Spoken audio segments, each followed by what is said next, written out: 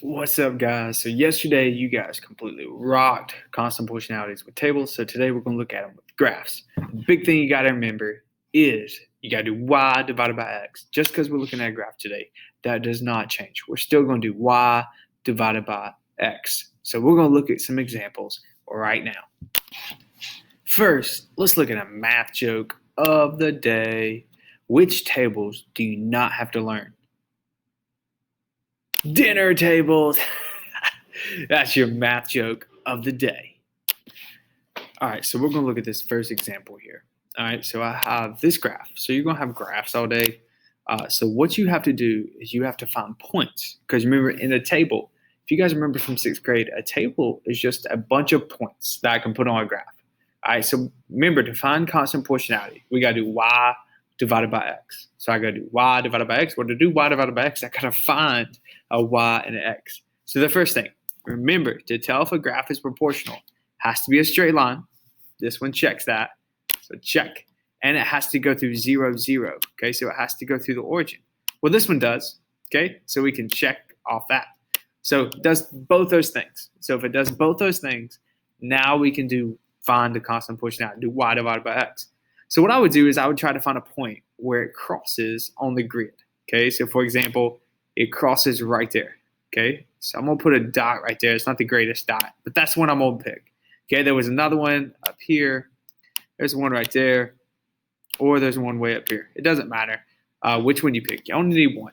Okay, because it's a straight line and it goes through the origin. So I already know it's proportional. So you remember with the table, we had to do y divided by x each time to see if we got the same answer. I don't have to do that here because it's a straight line. I'm just going to pick this point. All right, so this point is, remember, you put the x term first. So 1, 2. Okay, so it goes, we put how far it goes left and right first. So it went over 1, up 2. Well, remember, this is your x and this is your y.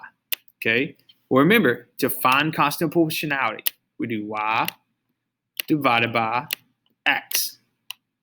So in this case, I'm going to do 2, because that's my y value, divided by 1. So 2 divided by 1, it's not letting me write that. I'm going to write over here. 2 divided by 1. Okay? So when I do 2 divided by 1, I get 2. So my constant proportionality is 2. So let's go through that again. We have to check to see if it's proportional. So is it a straight line?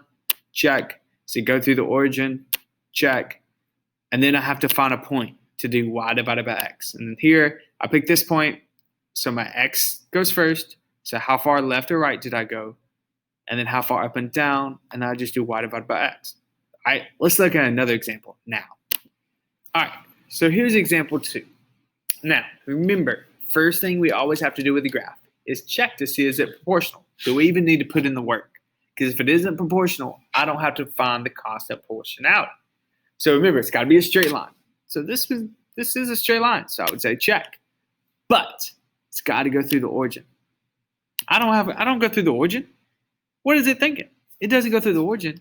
So because it doesn't go through the origin, I don't have to do any more. There isn't a constant proportionality. I would put none of the above or no constant proportionality on this one because it doesn't go through the origin.